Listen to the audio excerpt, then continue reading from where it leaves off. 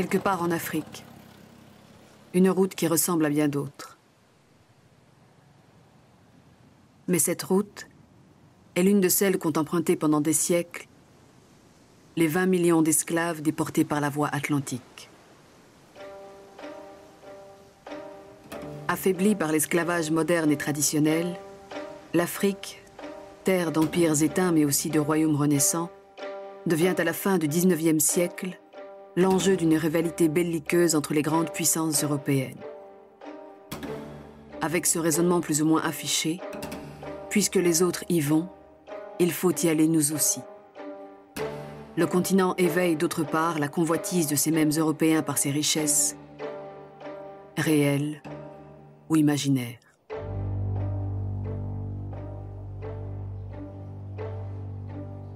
Aujourd'hui encore se dresse au Bénin, sur le tombeau de Béhanzin, ancien souverain du Dahomey, l'emblème du royaume perdu, comme un appel à toutes les résistances à venir, comme une invitation faite aux Africains à se saisir de leur propre histoire.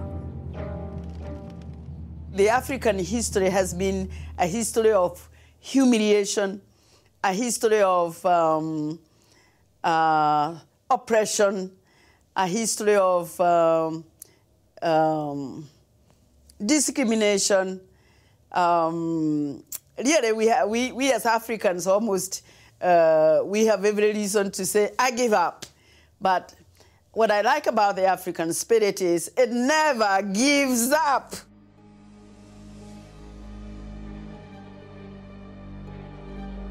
Tant que les lions n'auront pas leurs propres historiens, dit le proverbe africain, les histoires de chasse continueront de glorifier le chasseur.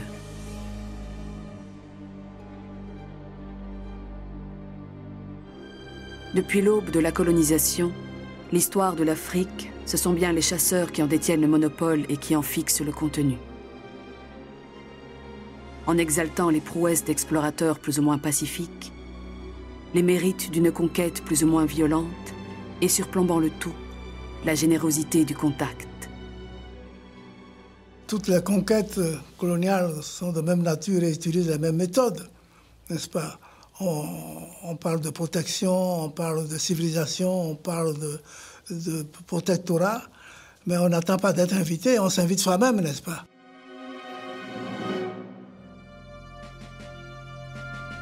L'Europe se saisit de l'Afrique.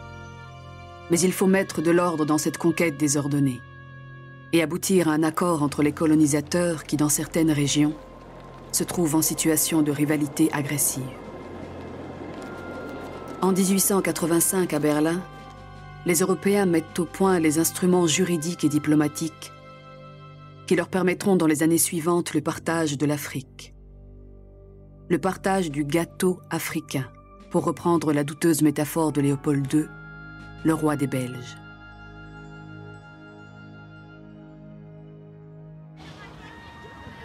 Il est admis à Berlin que toute puissance déjà établie sur les côtes pourra faire valoir ses droits sur l'intérieur des terres, mais à condition que ces nouvelles acquisitions soient notifiées aux autres puissances signataires. Une fois ce fragile accord obtenu, les impérialismes anglais, portugais, français, belges et allemands se mettent en ordre de marche.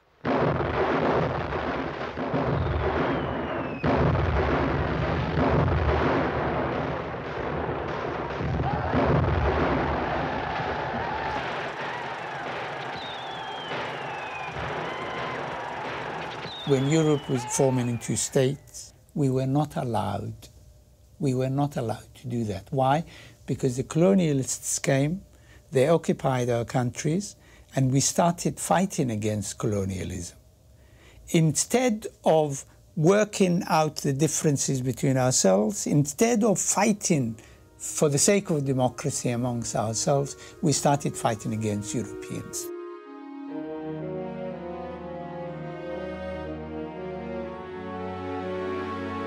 En moins de 30 ans, la quasi-totalité de l'Afrique est conquise par les grandes puissances.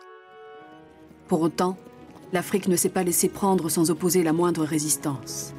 Bien au contraire, ici et là, des chefs de guerre se sont dressés contre le conquérant européen. Et peu importe la nature de ces résistances et leur efficacité face à l'armement très sophistiqué du colonisateur, elles occupent depuis lors une place de choix dans l'imaginaire africain. Toutes deviendront pour les futurs libérateurs du continent à la fois une source d'inspiration et un encouragement à l'action.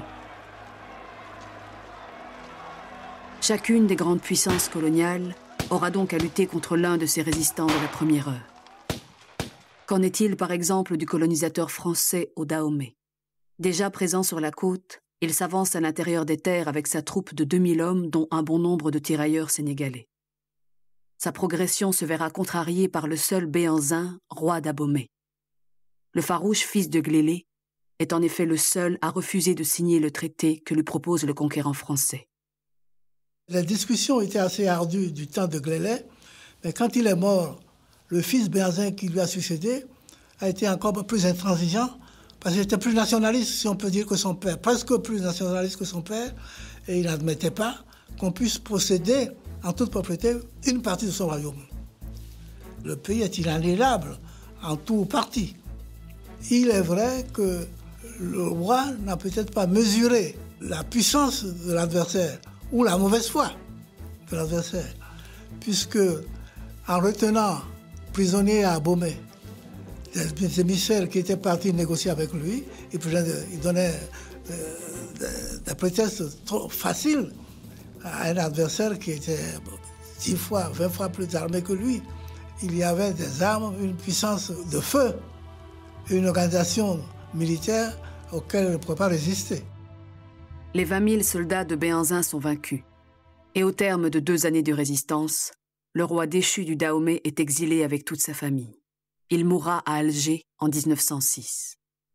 Béhanzin est retourné à Abomey dans son fief en 1928, sous le dynamisme de son fils Wanilo, qui a œuvré, qui a utilisé tous les moyens pour que le corps de son père revienne dans son terroir. Ça a été des funérailles grandioses. Je me souviens de ce temps-là. C'était vraiment... On a senti que tout le peuple du Dahomey vivait ce retour comme une espèce d'hommage mérité à ce patriote, à ce nationaliste qui n'a pas cédé devant la force. On a corrigé tout ce qu'il y avait d'excessif dans les accusations dont il était victime et aussi redonné à la nation béninoise le sens de son histoire. Je n'accepterai jamais de signer aucun traité susceptible d'aliéner l'indépendance de la terre de mes aïeux.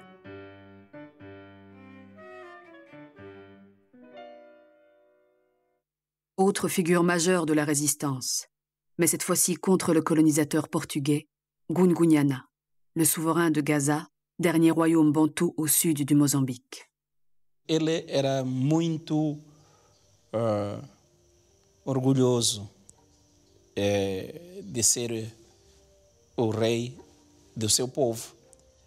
E menos quando ele recebe uma ordem de prisão, ele não podia resistir, não tinha meios, mas recusa-se a obedecer às ordens que eram dadas, por exemplo, de se sentar no chão.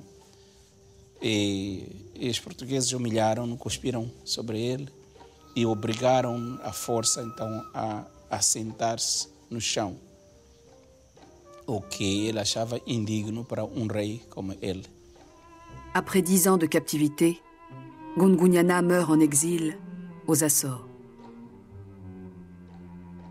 Não podemos dizer que ele fosse um democrata, mas que fosse um defensor acérrimo do seu império e do seu povo, isso era. E daí pode-se tirar lições positivas quanto a isso. E talvez, em uma fase da história, às vezes é necessário ter esse tipo de pessoas, né, para se defender uma pátria.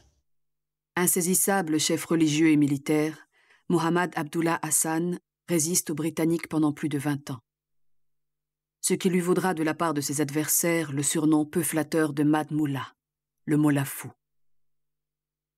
when a person is given a shape to a country, when a person is given the decades in which he or she lives, a very prominent part in history, one becomes more rigid, one becomes more authoritarian at times, and at times it's necessary. I'm not justifying the authoritarian attitudes. All I'm saying is that he was no different from, let's say, Garibaldi.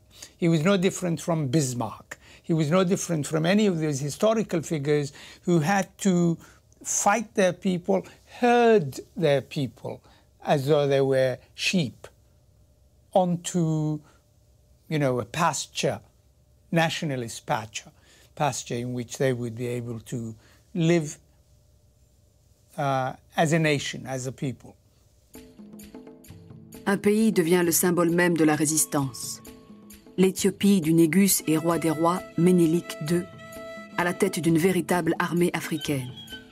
Une armée unique en son genre, des fournisseurs étrangers, parmi lesquels le poète français Arthur Rimbaud, ayant contribué à la modernisation de son équipement.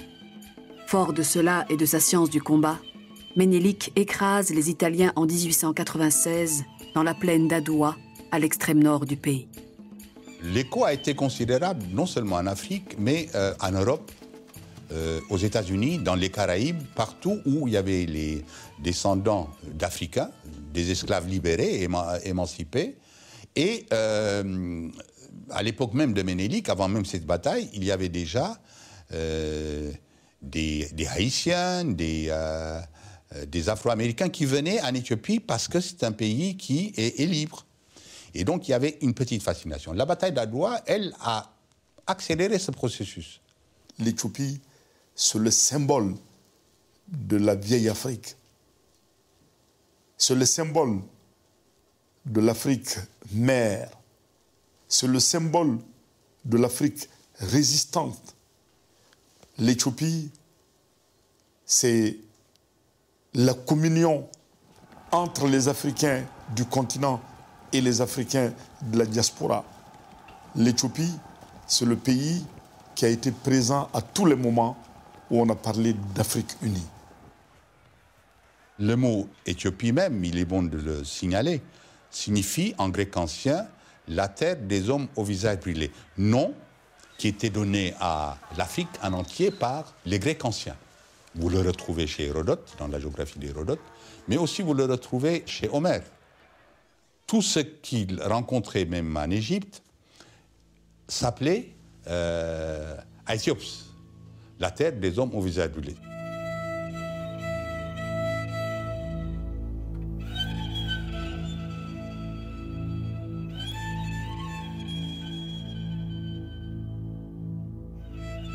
L'Éthiopie, c'est le pays culturellement dense, c'est le pays où toutes les religions existent, se côtoient, ont presque des racines.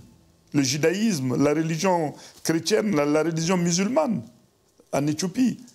Mais l'Éthiopie, c'est le seul pays africain qui n'a jamais été une colonie et qui a toujours témoigné pour l'Afrique. C'est une toute autre histoire qui s'écrit à l'extrême sud du continent. Les Afrikaners sont les premiers colons à s'être installés en Afrique du Sud dès le XVIIe siècle. D'origine hollandaise, ils sont aussi appelés Boers, qui signifie paysans. Par extension, le nom de Boer désigne également les immigrés allemands, scandinaves et français.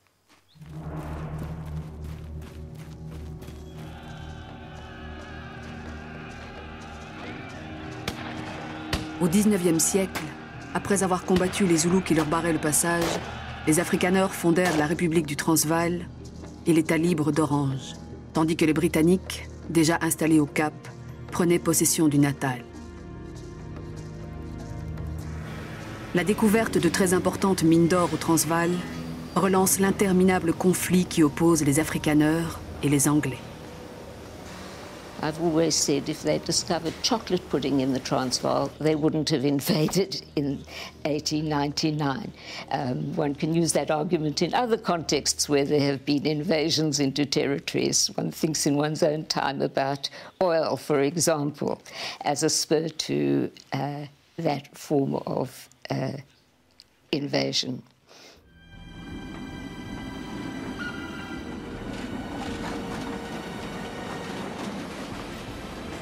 Pour combattre la guérilla boer, il aura fallu que les Anglais mobilisent une véritable armée composée de soldats venus d'Égypte, d'Inde et de renforts locaux. Pour remporter la victoire, il aura fallu que les Britanniques ne reculent devant aucun moyen. War itself has often been regarded as a gentlemanly war, but it was anything but gentlemanly. It was a colonial war in that the British, for example, burnt all the crops, destroyed the homes, concentrated the people in camps which became known, in fact, as concentration camps. They weren't quite like the Nazi concentration camps that were to follow in the 20th century, but they were fearful places because there was just a huge mortality of the civilian population herded into these camps.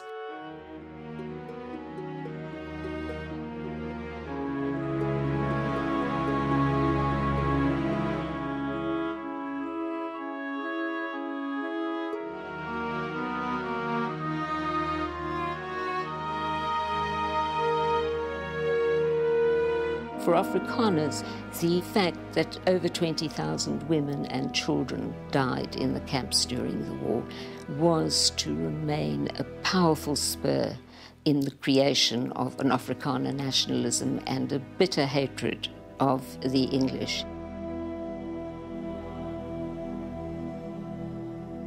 For me and my fellow leaders in the National Party, it took us along a path to understand why the National Party clung for so long to the policies of separate development. One must understand the history of the Afrikaner people. Although it does not justify the wrong of apartheid, it explains it. My people had self-determination in two independent republics. They were living in peace with the chiefs and the tribes around them.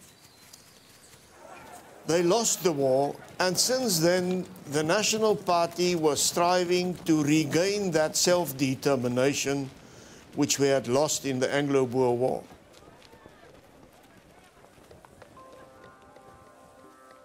Parmi les Indiens qui ont participé à la guerre des Boers du côté des Britanniques, un simple brancardier, Mohandas Gandhi. En 1893, Gandhi, jeune avocat, était arrivé d'Inde pour défendre les intérêts de ses compatriotes importés comme main-d'œuvre par les Britanniques. Ces Indiens que les Blancs considéraient comme supérieurs aux Noirs, mais inférieurs à eux-mêmes.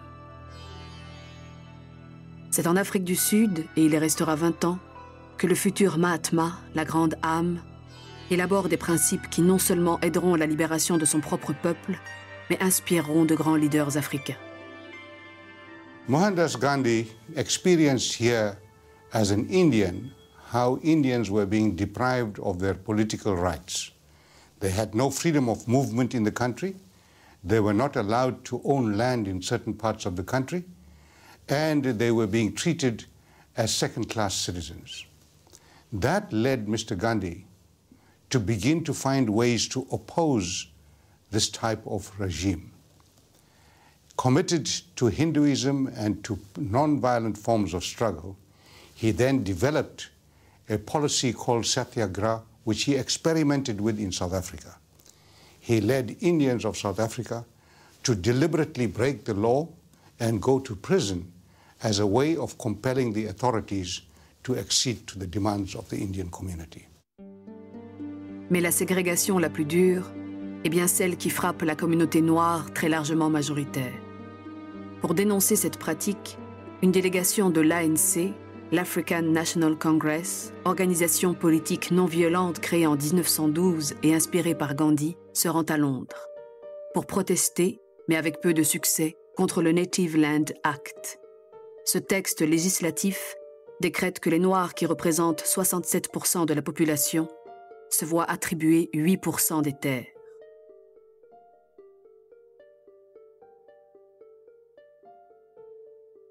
Pire encore, Ce sont plus d'1 million de cultivateurs noirs qui sont expulsés de terres que leurs familles exploitent souvent depuis plusieurs générations.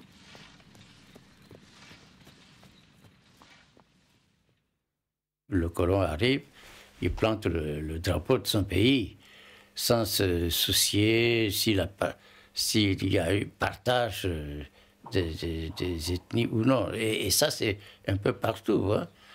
Et chez nous, c'est le fleuve Ubangui qui nous sépare du Congo ex-belge. De part et d'autre, des deux rives, on a des parents jusqu'à présent. Et lorsque j'étais député de Kwango, ben, je voulais me rendre de l'autre côté, voir mes parents. Mais on a dit, ah non, il faut passer par le ministère des Affaires étrangères, avoir le visa, etc. Ça, c'est une anomalie, c'est une aberration. C'est ce qui rend plus utile encore le problème de l'unité africaine. Il faut, je crois, qu'il y ait un ensemble qui chapeaute tout, et puis que les populations s'arrangent comme elles étaient autrefois, parce que c'est un véritable handicap. Et je n'ai pas pu traverser le fleuve. Une anomalie, en effet, que ces frontières arbitrairement tracées par le colonisateur et qui recouvrent l'Afrique, telle une toile d'araignée, dessinant un nouveau paysage politique. Let's always remember that many African modern nations are totally artificial creations. They were created not in the interest of the people there. They did not follow the organic pre-colonial existence of the various nationalities which were there and which the Europeans prefer to call tribes, you know, but in actual fact, many of them were nations. And so when you bring different groups together in one, as a single entity, in which now there are to be common services, in which power becomes an object of dispute, of contestation. Different factors are used by those who are seeking that power and control of resources to ensure their preeminence, you know, within the new setting. It was, of course, very difficult, I would think, for the colonial powers to have the resources to be able to run the countries over which they had power. So they needed to find ways to control and run the countries and make sure that there was governance, proper governance. So the indirect was trying to use the traditional governance systems in those countries to try and run the affairs of the country. And I think that in the northern part of Nigeria, for instance, you know, you had a well-established system of emirs and sultans through whom they could rule the land and make sure that their edicts were sort of promulgated and implemented. So they controlled the territory through these traditional rulers.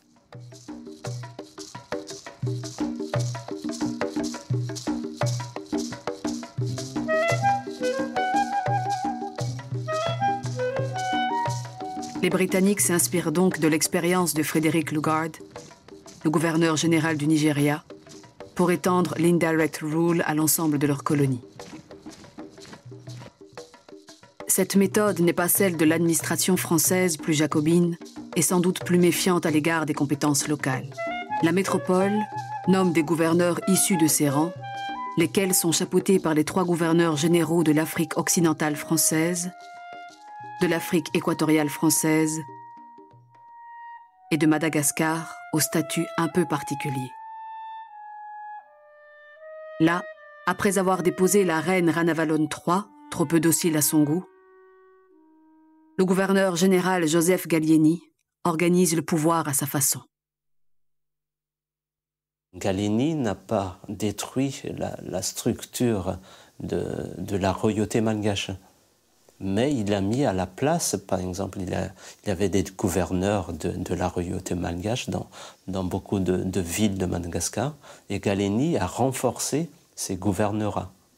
Et il a maintenu en place des gouverneurs malgaches. Il a donné des privilèges à ces gouverneurs malgaches. Et ce sont ces mêmes gouverneurs qui ont organisé la colonisation. Aucun homme de pouvoir n'a jamais été aussi puissant à Madagascar que Galeni. Et on peut dire, oui, il a unifié, non pas la nation malgache, mais il a unifié le pouvoir.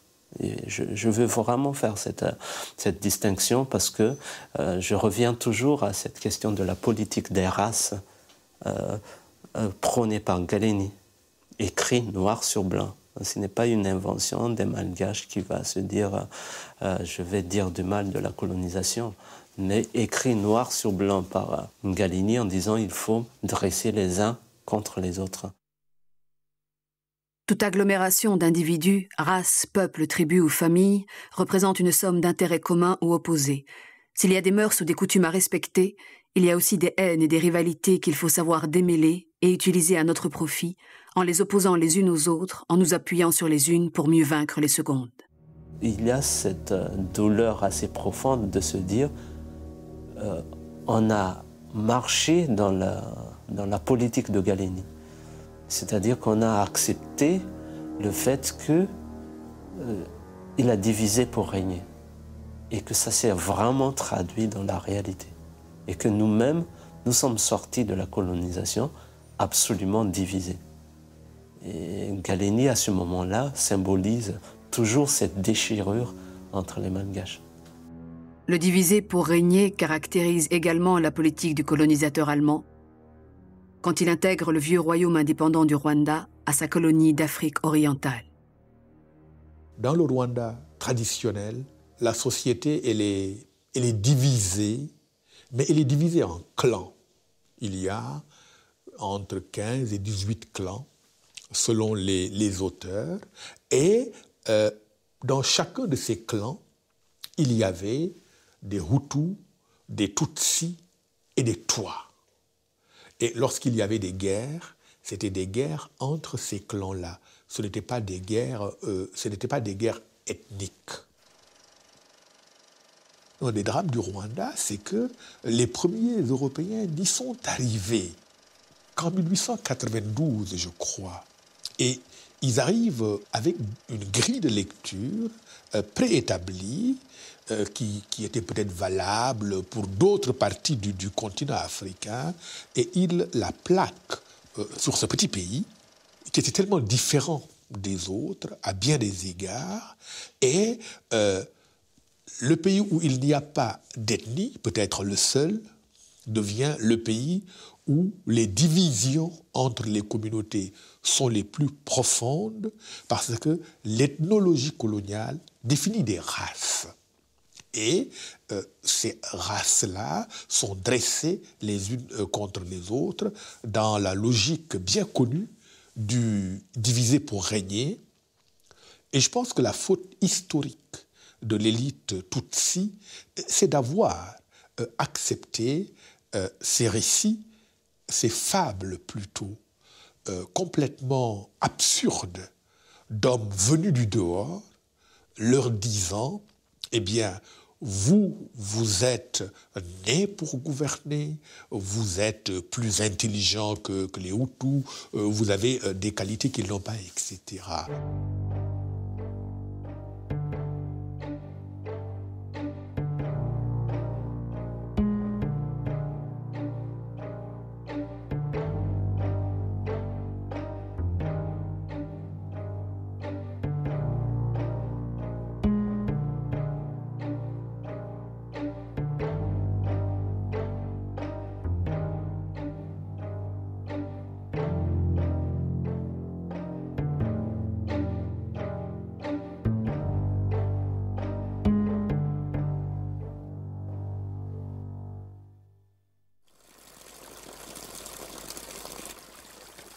Indigène, tel est le terme par lequel les colonisateurs désignent, en opposition à des élites locales peu nombreuses, les hommes et les femmes qui composent l'immense majorité de la population.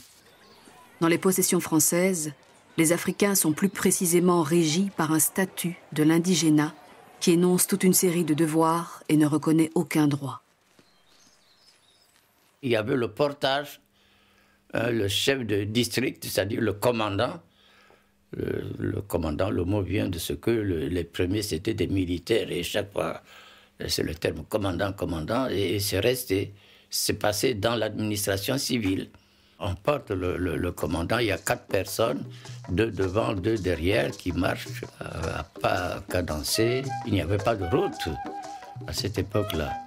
Et il fallait que le commandant aille dans les divers coins de province pour surveiller les travaux.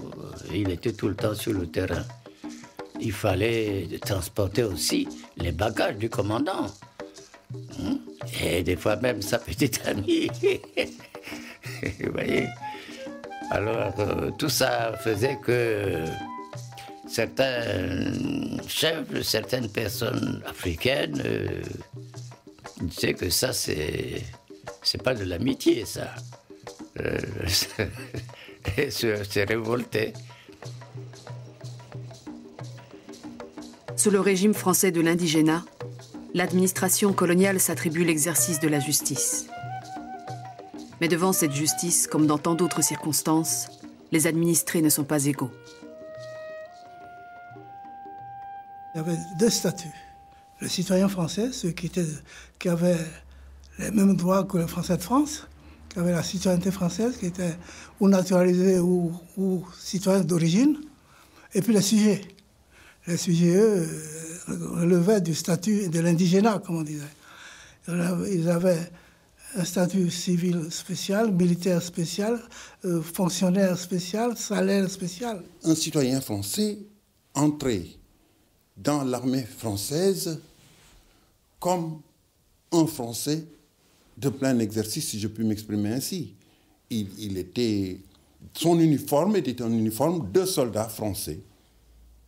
Tandis que le sujet français, lui, il était un tirailleur sénégalais, avec sa chéchia, ses bandes moltières et tout le reste. Il y avait une nette différence entre le fait d'être citoyen et d'être sujet français. Ce à quoi tout le monde aspirait, surtout ce qu'on appelle les lettrés, les cadres, les élites, comme on disait, c'était de devenir citoyen français, parce que c'était là qu'on avait les mêmes droits que les Français de France.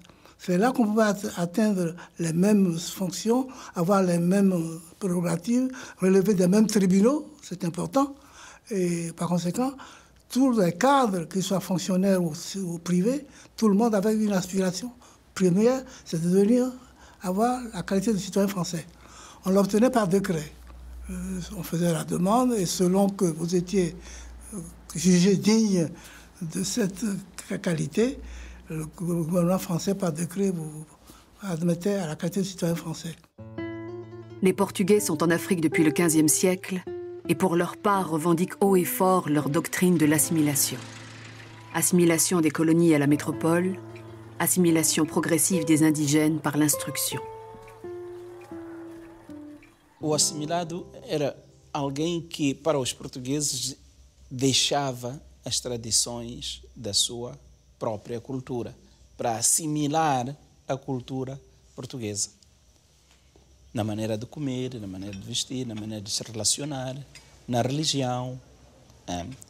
Mas quase todos os assimilados, o que pretendiam era ter apenas mais acesso a melhor emprego, a melhor remuneração, mais tarde a possibilidade de levar os seus filhos às escolas oficiais e não nas escolas para os indígenas.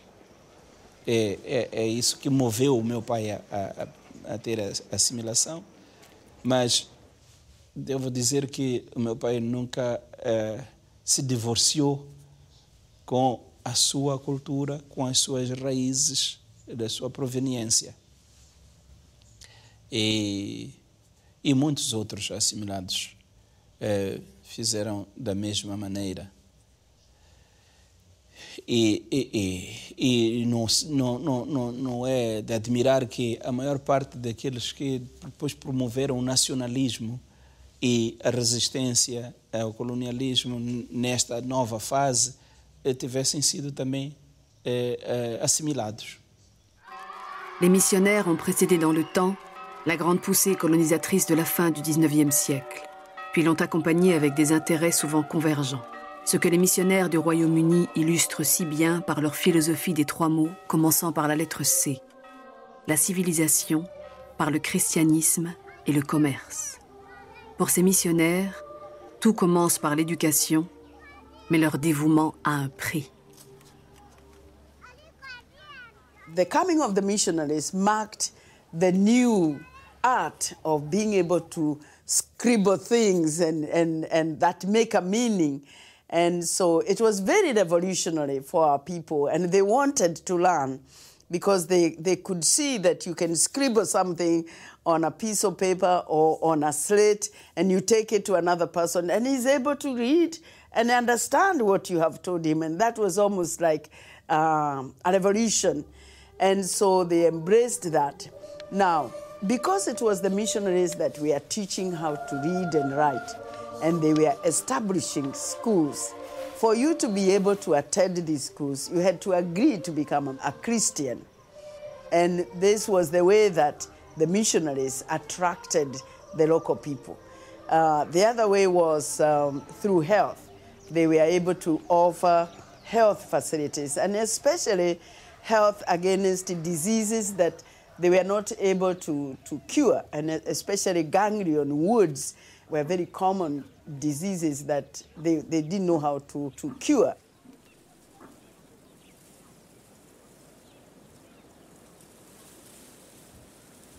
When the colonial administration came, they introduced money, a coin.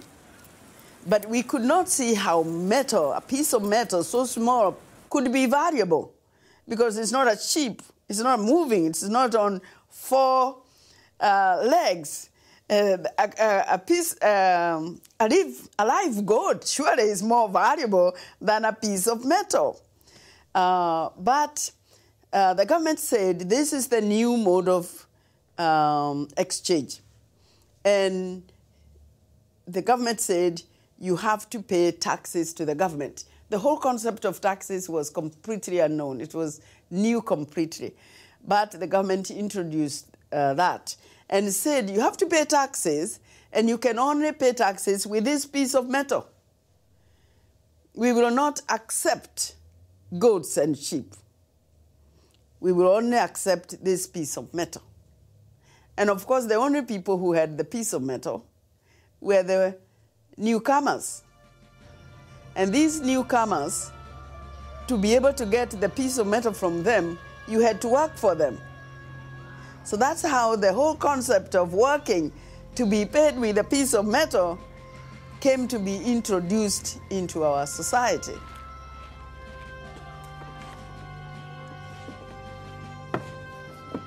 La colonisation, c'est très bien, mais il ne faut pas que cela pèse trop lourdement sur les budgets des puissances colonisatrices.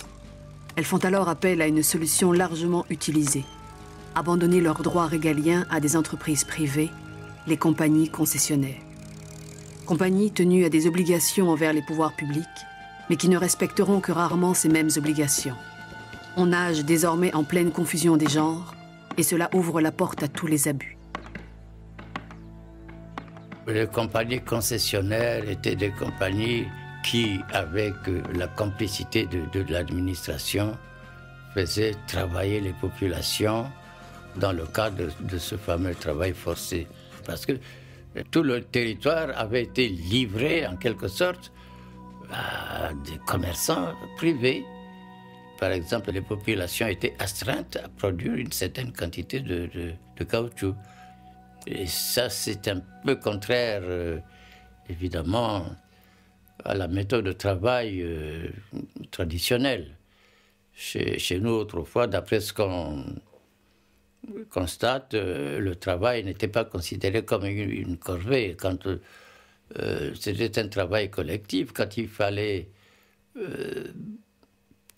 par exemple, réparer une maison ou bien faire un champ, au son de la musique et avec un peu de boisson, les populations venaient aider à faire ce travail-là en chantant. Et je vous assure que on n'avait pas besoin de chicotte.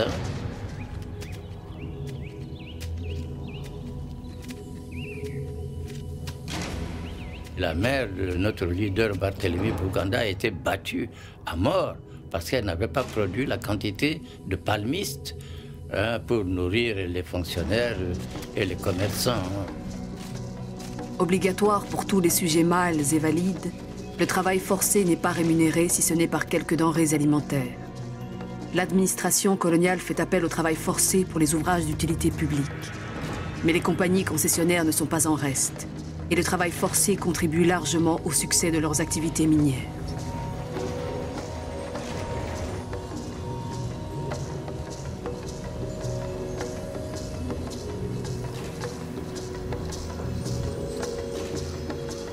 C'est en Afrique du Sud que se trouve l'exemple le plus spectaculaire de ces compagnies. La British South African Company et la De Beers, créée par le seul Cecil Rhodes, businessman et homme politique britannique aux ambitions démesurées. J'annexerais les autres planètes si je le pouvais, regrettait celui qui ne cessa d'élargir les limites de son empire en organisant des opérations militaires qui lui permettaient de signer avec les chefs indigènes des traités d'abandon de souveraineté. Et cela parfois dans des régions très éloignées de la province du Cap, sa base de départ. À la conquête de terres qu'il exploita et qui furent baptisées à sa grande satisfaction narcissique Rhodésie du Sud et Rhodésie du Nord. Cecil Rhodes came to exploit the resources in southern Rhodesia and northern Rhodesia. He put himself in a position where he was sharing various parts of southern Rhodesia, various parts of northern Rhodesia, to a number of people, white businessmen who wanted to work with him. He did this, and he made them pay him back. He was in fact selling that piece of land to these other people as if it were his own property.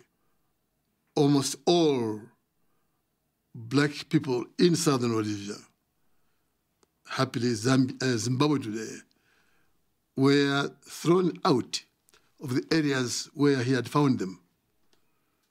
They were thrown out to desert type of areas, to mountainous part of areas where it was not comfortable to live. Cecil Rhodes began the whole procedure of destruction of Zimbabwe. He did. There's no doubt about that at all. Le roi des Belges avait légué par testament à la Belgique sa propriété privée du Congo, un jardin de 2 345 000 km², aussi vaste que l'Europe occidentale. Mais le Parlement n'attend pas le décès de son souverain pour voter l'annexion du vorace et fort endetté Congo léopoldien. Par ailleurs, l'opinion publique nationale et internationale se scandalise des méthodes utilisées au Congo par certaines compagnies concessionnaires. Il s'agit pour ces compagnies, et toujours au nom du roi, de tirer le plus grand profit des ressources locales. Et c'est donc là que le système du travail forcé atteint son paroxysme.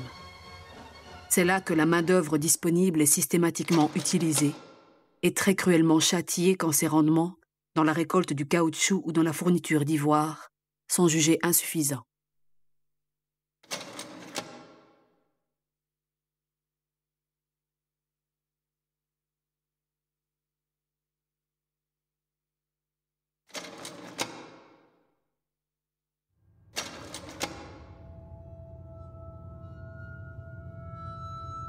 Horreur coloniale encore. Comment qualifier autrement les actes auxquels se livre l'Allemagne de Guillaume II dans sa colonie du sud-ouest africain, l'actuelle Namibie? Ordre d'extermination. Les héréros ne sont plus sujets allemands. Ils doivent tous quitter leurs terres. Tout héréro aperçu à l'intérieur des terres allemandes, avec ou sans armes, sera exécuté.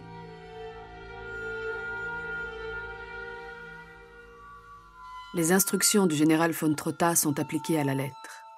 Et la population héréro, qui ne demandait en fin de compte que de meilleures conditions de vie, passe ainsi de 80 000 à 15 000 personnes.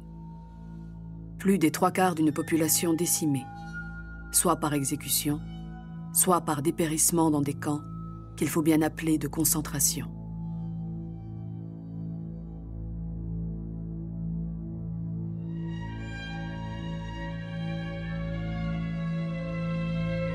En 2004, le gouvernement allemand a reconnu qu'il fallait qualifier de génocide ce massacre si longtemps ignoré.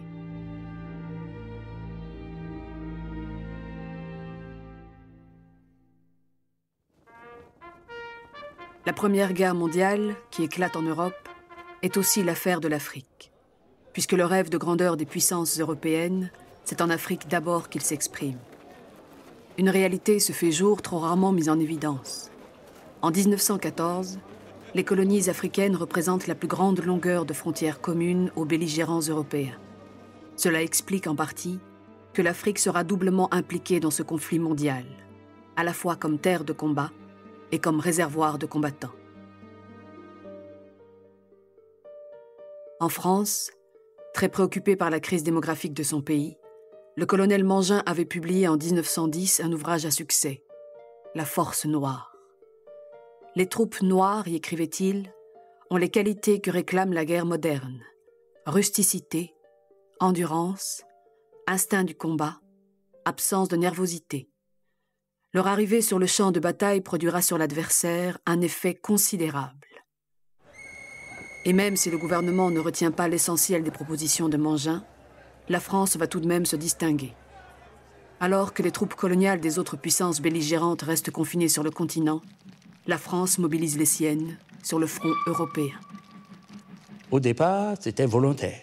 Ceux qui avaient la volonté de continuer le combat du côté français levaient le doigt et on les prenait d'office.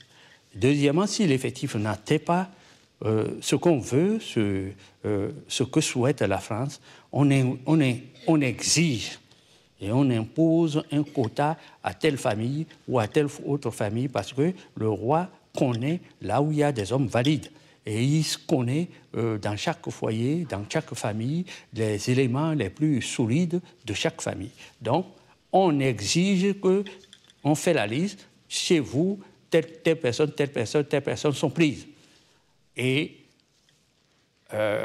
si les personnes ne veulent pas y aller, les personnes disparaissent dans la nature, c'est-à-dire elles fuient. Et de fil en aiguille, on recueille un nombre plus élevé afin de continuer la participation militaire sur le terrain.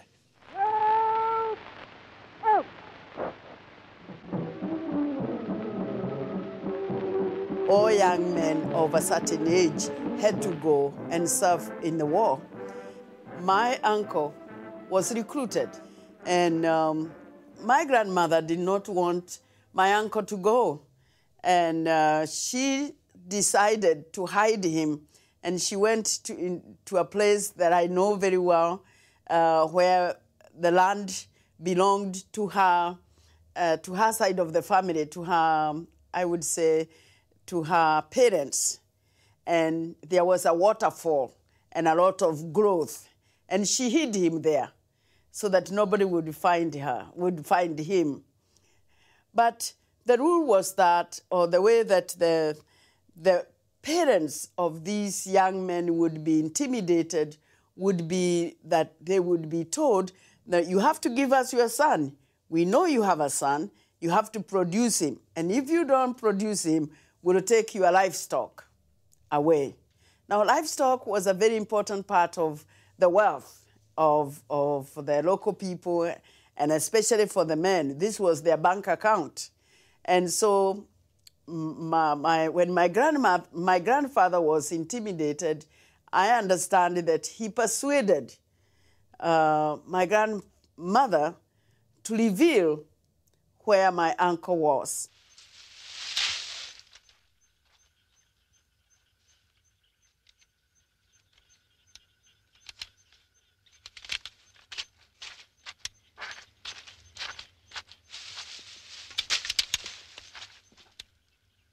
Saudara kuje.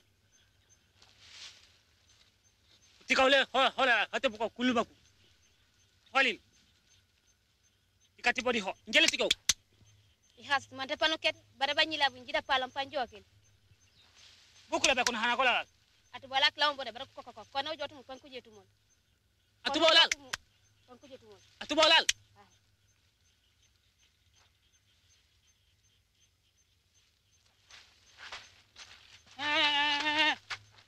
This is the tragedy of being a subject of a colony, I guess, because nobody bothered to come and tell my grandparents what had happened to their son. Probably nobody even knows where he fell. And so my grandmother cried all her life, and she always wondered, how did he die?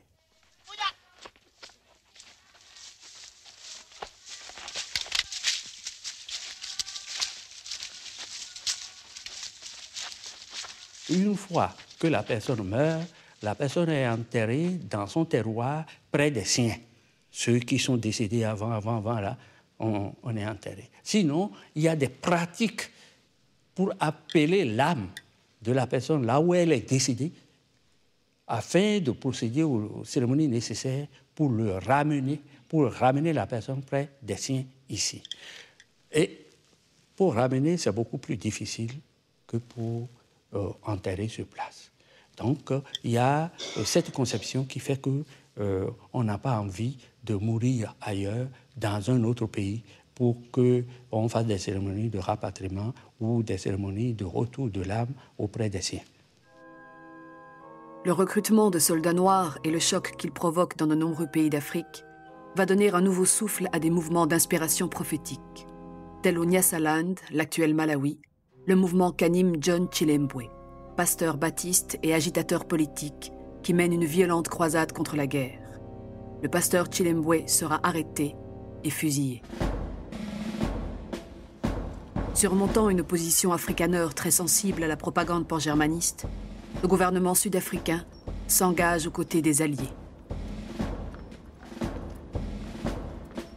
The spectre of Africans being armed was one that terrified white South Africans of any stripe. And that goes back to the South African War itself, where large numbers of Africans were armed and used the occasion to get back their lands and succeeded in a number of areas. The first thing the British did after the South African War was to disarm Africans in order to prevent that spectre from arising again. So it was uniformly agreed amongst white South Africans that you do not arm Africans. They were recruited during World War I as baggage carriers responsible for transport. Some were even sent to Europe.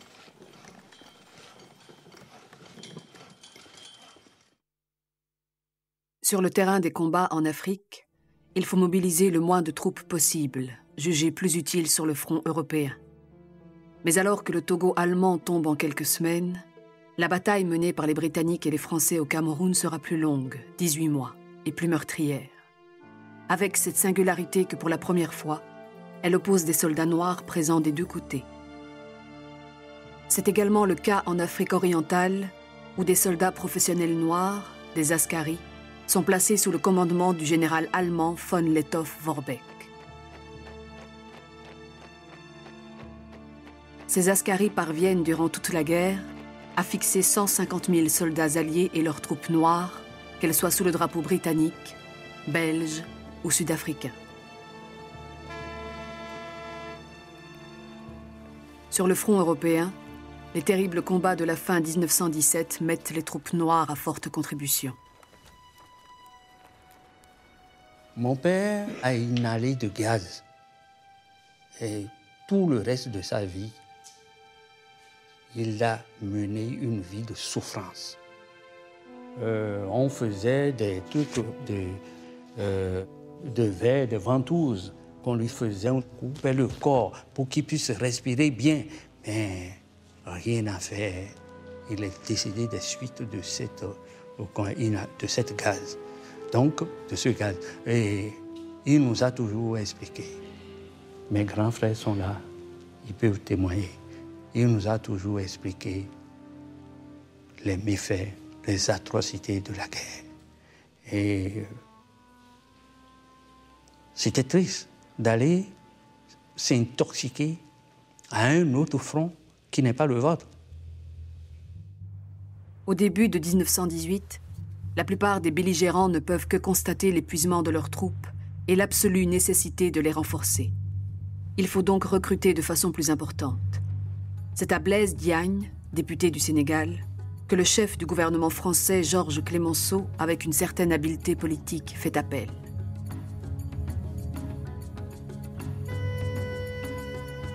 Nommé haut commissaire de la République, Diagne effectue donc une tournée de sergents recruteurs dans les colonies.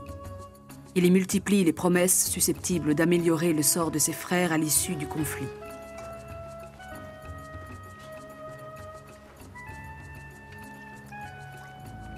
Mais la plupart de ces promesses, celles notamment d'une citoyenneté accordée pour service rendu à la patrie reconnaissante, ne seront pas respectées. Jusqu'à aujourd'hui, la France n'a pas honoré ses promesses. Si on voulait tirer une conclusion, on peut dire que bon, les Français ne sont pas reconnaissants. Puisqu'ils ont promis, on les a suivis, et après, ils n'ont plus honoré leurs promesses. C'est ce qu'on peut dire. Et on croise les bras pour attendre d'autres choses. Mais nous disons, enfants, vous aurez encore un autre problème et vous avez besoin de nous encore. On arrive, on vous attend. Le pasteur John Chilembwe avait mis en garde ses compatriotes contre cette guerre entre Blancs dont les Noirs ne pourraient sortir que perdants. Et de son côté, le gouverneur général allemand du Togo, von Thüring, dans les mois précédant le conflit, avait multiplié les télégrammes à Berlin pour déconseiller à son gouvernement d'offrir aux Africains le spectacle de déchirement entre les Blancs. Le traité de Versailles va donner raison à l'un et à l'autre. L'Afrique ne gagne rien pour sa participation à la victoire et demeure sous tutelle européenne. La France et la Grande-Bretagne se partagent le Togo et le Cameroun, tandis que la Belgique et la Grande-Bretagne reçoivent les dépouilles de l'empire est-africain de l'Allemagne. L'Afrique du Sud se voyant attribuer pour sa part le sud-ouest africain.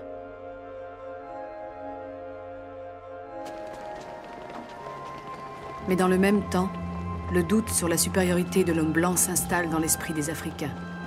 Ils ont appris qu'il y avait de bons et de mauvais blancs et que l'on pouvait tuer ces derniers.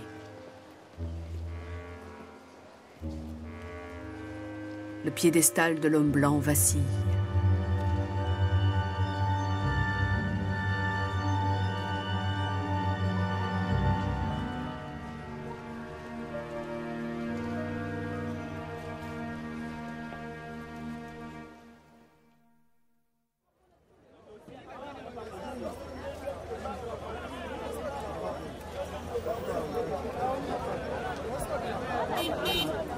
C'est aujourd'hui jour de marché à Poto-Poto, l'un des plus anciens quartiers de Brazzaville, capitale de l'actuelle République du Congo. À proximité de Poto-Poto se trouve l'une des traces les plus significatives de la politique coloniale de l'entre-deux-guerres. Une politique que résume le maître mot de « mise en valeur des possessions françaises ».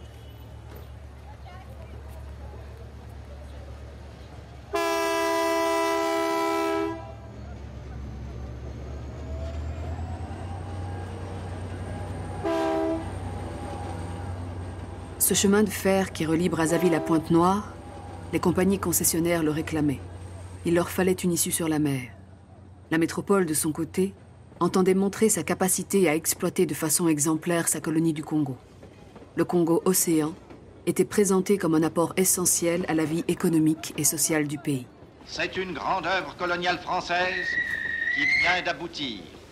La jonction Brazzaville-Pointe-Noire du Congo-Océan est réalisé après 13 années de travaux.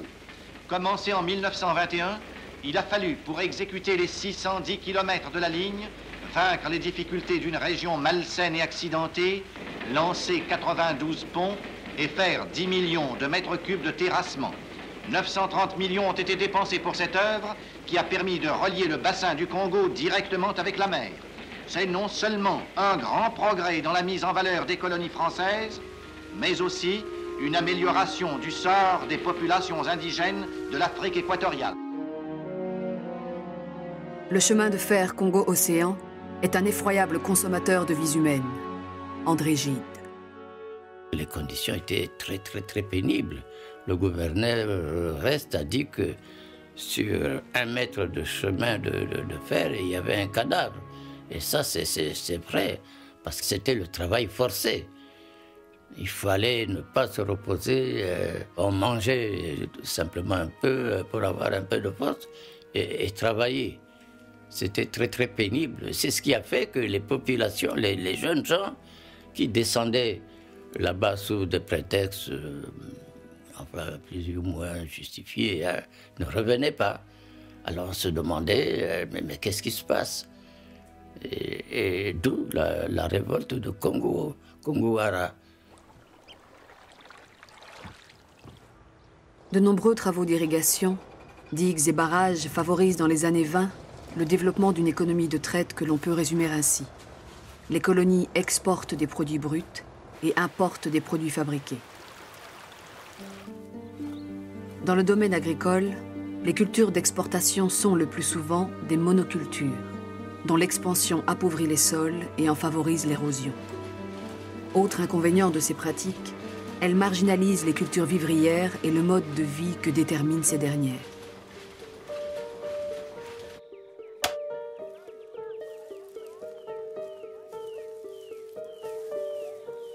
Coton, cacao, arachide, café, bananes, ces productions autres faiblesses sont soumises à la volatilité des cours et ne prennent toute leur valeur qu'en s'inscrivant dans un ensemble.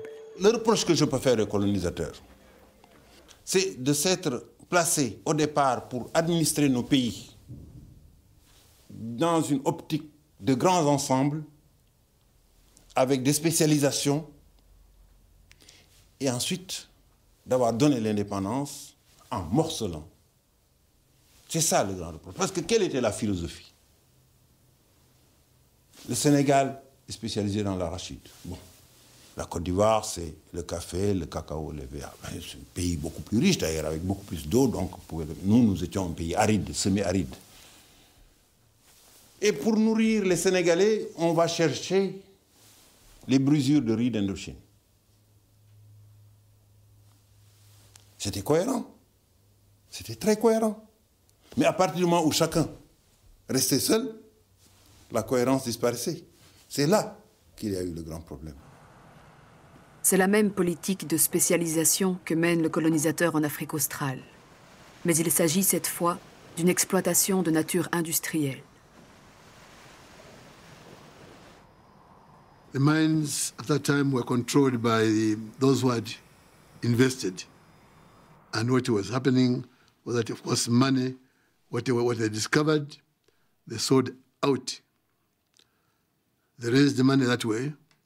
They kept that money overseas and only brought a little to pay their workers, but not much. Not much. Black payments were not even called salaries, they were called wages. It shows discrimination. No education. Poor health services, accommodation, very poor, and yet they were working for copper mines, which were very rich in terms of funding, which was raising a lot of money and should have been looked after properly. But this one didn't happen at all. That's how poverty continued to flow.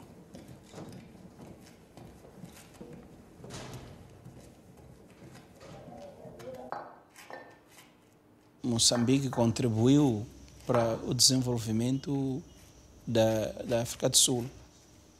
Muita gente ia trabalhar na África do Sul.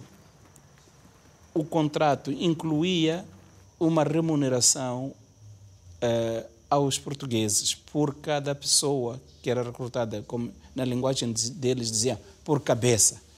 Então, por cabeça havia uma certa quantidade de ouro que era entregue ao governo português para como compra de mão de obra. Era uma forma de escravatura de outra maneira, né?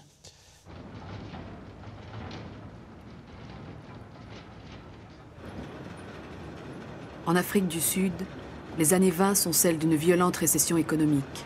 Et la pauvreté touche aussi de petits paysans afrikaners qui s'engagent dans les mines. Ils s'inquiètent de la concurrence de tous ces mineurs noirs venus des pays voisins et qui, moins bien payés qu'eux, peuvent les priver de leur travail. Ils se mettent en grève. Influx of white Afrikaners mainly being pushed off the land and into the urban areas from the late 19th century onwards, coming into the towns without skills, competing with Africans.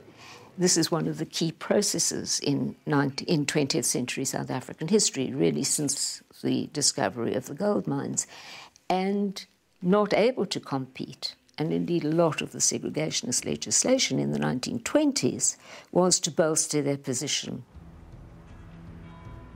There were a number of key measures which were passed by the South African state, which were, in a sense, fundamental to separating Africans and where they lived, where they could work, what work they could do, and settling them in an inferior situation.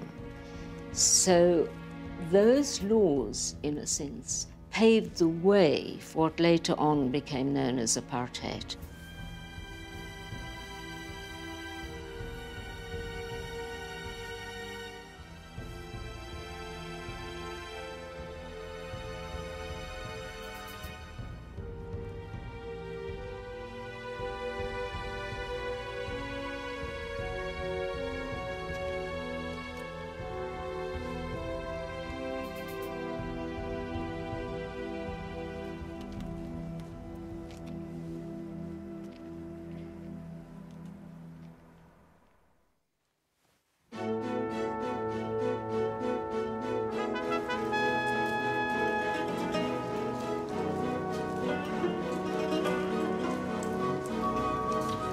L'exposition coloniale de 1931 à Paris-Vincennes n'a d'autre but que de glorifier la mission civilisatrice de l'Occident. Et elle ne s'en prive pas. Mais les millions de visiteurs qui parcourent cet immense rassemblement de clichés folkloriques et de spectacles vivants d'un goût parfois très discutable, qu'auront-ils appris de la civilisation africaine? Rien, ou presque rien. À Bambari, lorsque j'étais au collège, c'est Boganda, je dois vous avouer, qui a été à la base de mon nationalisme et de mon panafricanisme. C'est Boganda c'était le premier prêtre oubangien. Il avait une grande culture gréco-latine, mais qui nous disait, ah non, attention, les maîtres de ce monde-là autrefois, c'était les pharaons, les Égyptiens dont on entend parler, là, c'est des Noirs, les pharaons. Et que la civilisation est née il y a plus de 4 ou 5 000 ans. En Égypte, il y avait une civilisation nègre, libyenne, etc. Et tout. Et que même les savants grecs, les Thalès, les philosophes, tout ça venaient apprendre en Égypte que l'Afrique est détentrice d'une vieille civilisation.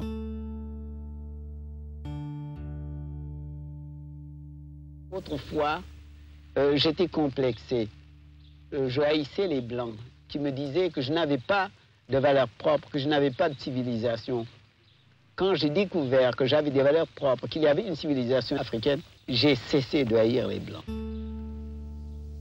Ça me fait sourire quand on parle de Senghor, qu'on le présente comme une sorte de poète français ou de poète latin. Mais non. Mais tout simplement, c'est pas du tout peut-être, c'est parce que les gens se sont fait une idée complètement fausse de l'Afrique. On parle d'élégie. Mais oui, je regrette. Mais figurez-vous qu'au Sénégal et en Afrique, il y avait des rois. Ça paraît bizarre. Figurez-vous qu'il y avait un cérémonial. Ça vous paraît bizarre. Savez-vous qu'il y avait des concours gymniques, comme en Grèce, et des hymnes gymniques? Le savez-vous? C'est pas la Grèce qu'ils chantent, c'est ça qu'ils chantent. Savez-vous qu'il y avait une poésie de cour? Eh bien, c'est ça la poésie du Senghor. Non, c'est pas du tout traduit du grec et du latin. Hein, et c'est pas pour parodier les Français. C'était ça le Sénégal. L'Antillais Aimé Césaire a rencontré Senghor pour la première fois à Paris. Avec la complicité du poète guyanais Léon Gontran-Damas, ils vont, dans les années 30, forger et exalter le concept de négritude. C'est pas une négritude triomphante et glorieuse, c'est pas cela. Hein. C'est une négritude piétinée, c'est le nègre piétiné, c'est le nègre opprimé et c'est le nègre révolté. C'est ça la négritude. La négritude opprimée, on en trouve un exemple dans le sud de l'actuelle Somalie, région qu'occupent les Italiens depuis le XIXe siècle.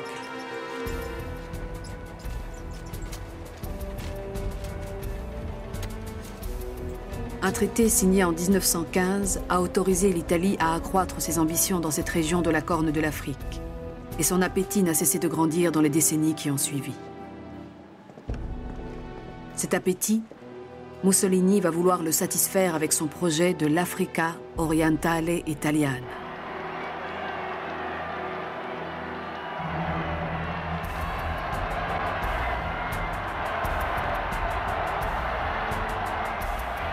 Pour parachever ce rêve d'empire colonial, le Duce, qui détient déjà la Libye, doit se saisir de l'Éthiopie et chasser de son palais le Négus, roi des rois et lion conquérant de la tribu de Juda, Haïlé Sélassié, et venger dans le même temps l'humiliation d'Adoua.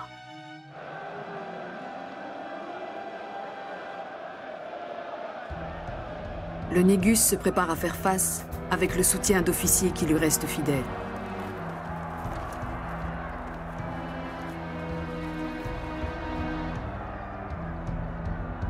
En 1935, les troupes italiennes attaquent l'Éthiopie, pays libre et membre de la Société des Nations.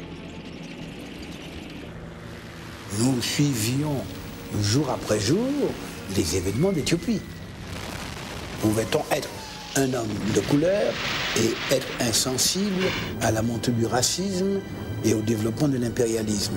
Nous étions en face d'une Europe insolente, arrogante, conquérante, une force d'écrasement extraordinaire. Al popolo italiano e al mondo che la pace è ristabilita. E io aggiunga che si tratta della nostra pace, della pace romana che si esprime in questa semplice, irrevocabile, definitiva proposizione: l'Éthiopie est italiana. Mussolini peut bien clamer que l'Éthiopie est italienne, politiquement il n'en est rien.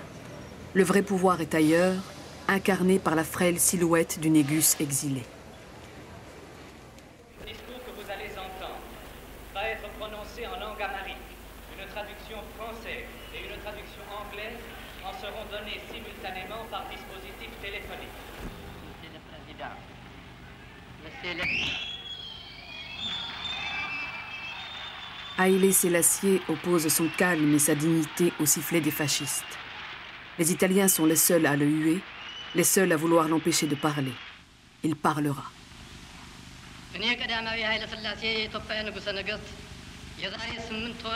Il a dit, si vous ne donnez pas justice à l'Éthiopie, l'allumette qui vient d'être déclenchée sur l'Éthiopie après la bataille de Macho, mai 1936, ne va pas s'arrêter avant de brûler le monde entier.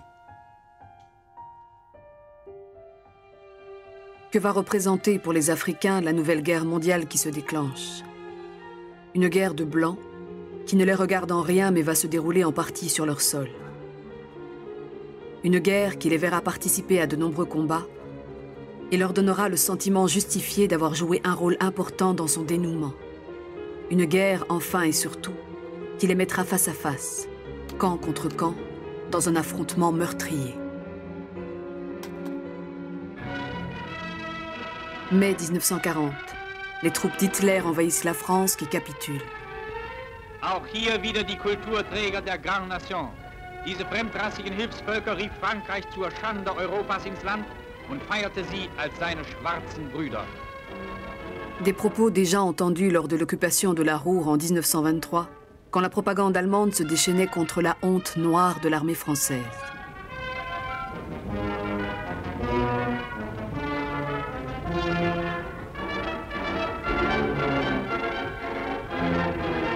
La défaite de la France, Comment va-t-on réagir à ce séisme dans ces colonies d'Afrique? Comment va-t-on accueillir la politique de collaboration du maréchal Pétain?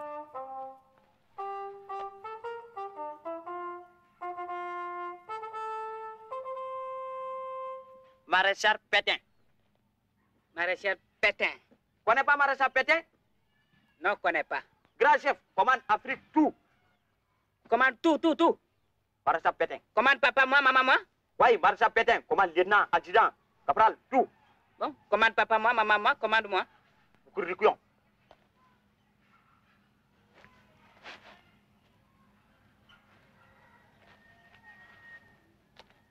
C'est le chef de la France.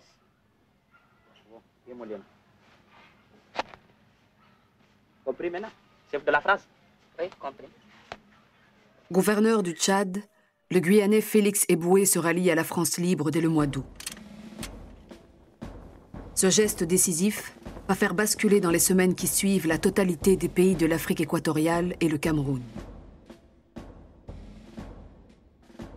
Nommé gouverneur général de l'AEF par De Gaulle, Félix Éboué est le premier noir, et qui plus est descendant d'esclaves, à accéder au poste le plus élevé de l'administration coloniale. Jamais les colonies françaises n'avaient eu à jouer un rôle de cette importance. Elles sont, écrit le général de Gaulle, le creuset de la France libre et le point de départ d'une reconquête française de l'Europe. Mais dans l'immédiat, leurs soldats, engagés volontaires ou recrutés de force, se retrouvent opposés des deux côtés de la fracture française.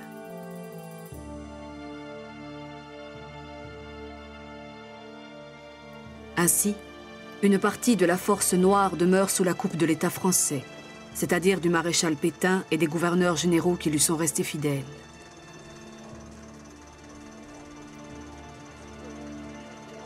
Ces hommes seront amenés à combattre leurs frères ralliés à De Gaulle, notamment ceux qui débarquent au Liban en 1941 et se lancent avec le soutien des Britanniques à la reconquête de Damas.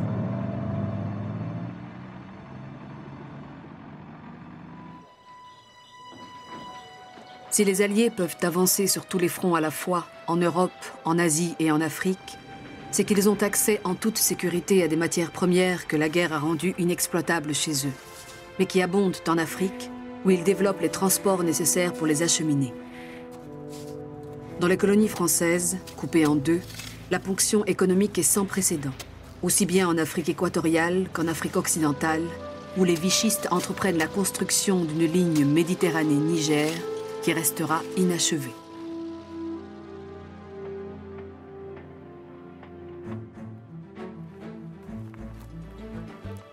La bataille en Afrique orientale illustre l'intensité de l'affrontement entre troupes noires.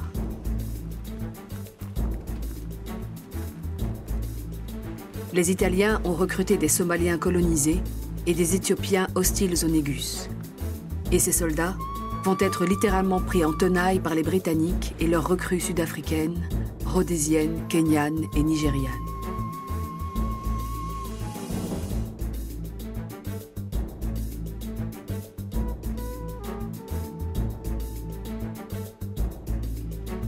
I remember in King's College, Lagos, there were activities there among the secondary school politicized individuals which were geared towards the termination of colonial imposition on the West African colonies. And not only were they arrested, some of them were shipped off to the war, just as a kind of punishment.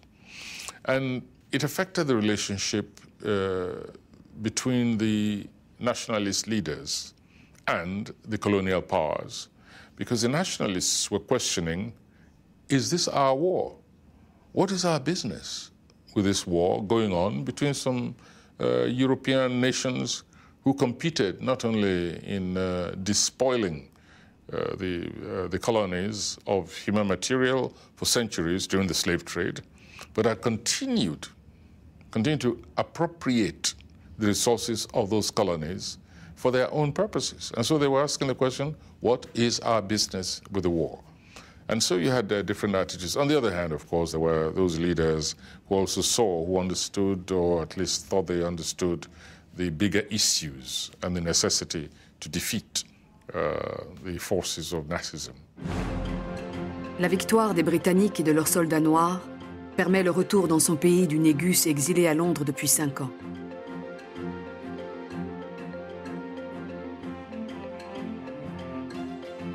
Le roi des rois reprend possession de sa capitale, Addis Abeba, et redonne confiance par son exemple à tout un peuple, et même au-delà. People who see this throughout the world will realize that even in the 20th century, with faith, courage, and a just cause, David will still beat Goliath. Un an plus tard, les Britanniques, avec les mêmes soldats noirs issus de leur colonie, débarquent à Madagascar. Pour y affronter et pour y vaincre, les forces françaises restaient fidèles à Vichy. Ce n'est pas vraiment cette présence anglaise qui a laissé plus de traces à Madagascar, mais la confrontation entre les tirailleurs français, que les Malgaches appelaient les Sénégalais, et les tirailleurs anglais, qui étaient les Zoulous.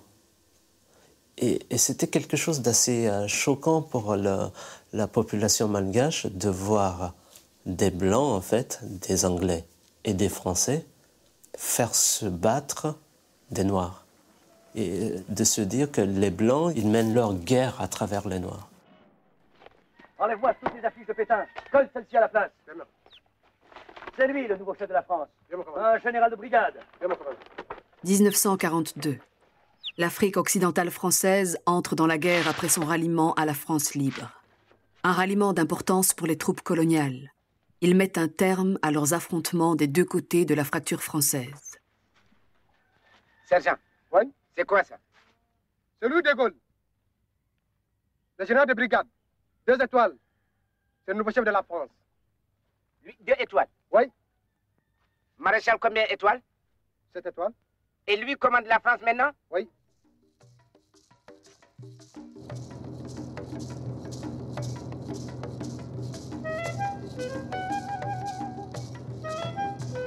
Brazzaville est devenue depuis 4 ans la capitale de la France libre.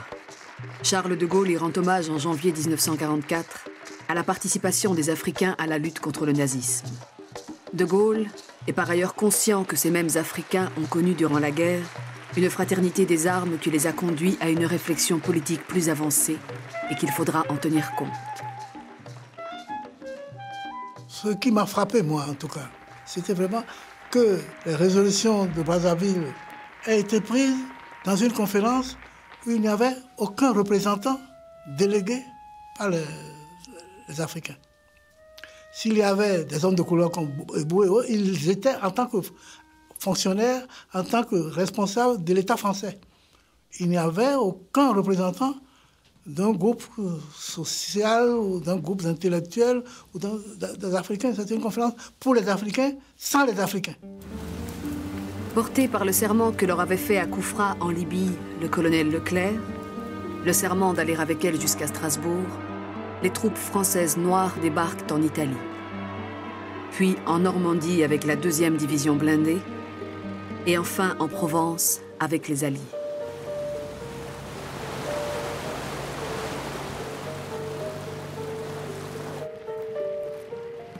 Les troupes noires qui avaient été sur tous les fronts, à partir de 1944, on les a dégagées de certaines zones au nom du blanchiment des troupes. Parce qu'on ne souhaitait pas que les troupes noires puissent jouer de grands rôles dans des actes de libération de la France. On voulait bien indiquer que c'est les Français qui ont libéré la France, mais sans les troupes noires. Cela a été vécu comme une espèce de frustration. Donc, certains sont retournés vraiment l'amertume au cœur.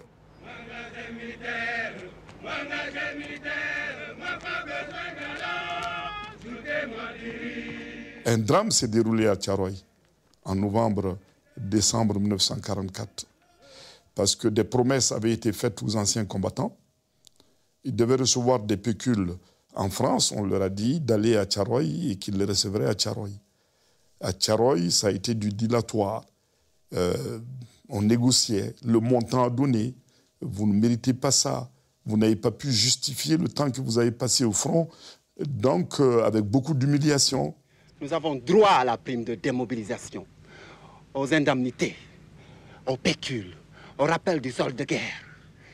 Nos collègues français qui étaient avec nous et qui ont partagé avec nous les geôles allemandes sont venus à Morlaix dans le Finistère pour nous le confirmer. Et nous les croyons. Devons-nous penser qu'il y a deux France, la métropole et la coloniale? Et ce qui devait arriver ou ce qui ne devait pas arriver est arrivé, parce qu'un général à l'époque, Dagnan, est venu vers le 26 novembre 1944 à Tcharoy essayer de négocier avec les anciens combattants qui ne voulaient pas quitter Tcharoy, qui ne voulaient pas rejoindre leur territoire avant d'avoir perçu leurs émoluments et leurs droits. Ça a mal tourné. Le général Dayan, qui était le commandant des troupes à Dakar, a été pris en otage. Nous souffrons beaucoup la guerre. Camp concentration. Nous mangeons. Catéfoule. Hein? Est-ce que tu comprends mon français? Tu ne comprends pas. Nous vivons beaucoup catastrophes suisses. Alors, tu comprends mon français? La guerre. Hein? Nous vivons beaucoup de cadavres. Ici, tous hommes. Toi, homme. Moi, homme. Lui, homme. Alors, tu comprends rien? Le général leur promet, sur son honneur de soldat, que, bon, s'ils le libèrent, ils seront payés, ils le libèrent, en quoi ils ont été bien naïfs d'ailleurs, et dans la nuit du 30 novembre au 1er décembre 1944,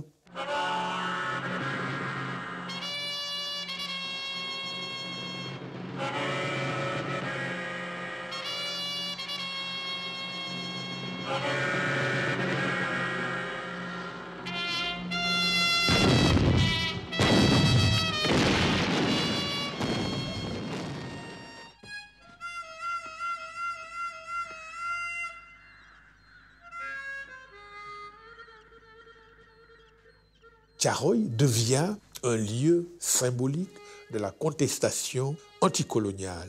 La poésie s'en empare. Il y a un poème très beau de Senghor, ô tirailleur noir couché dans la glace et dans le sang, est-il vrai que la France n'est plus la France? Est-il vrai que l'ennemi lui a dérobé son visage, etc.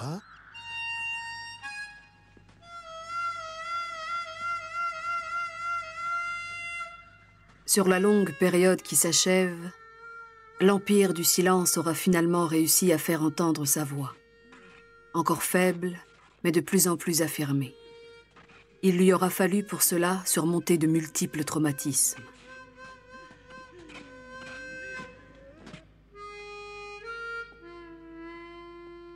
Au crépuscule de l'homme blanc qui se précise, va répondre l'ouragan africain.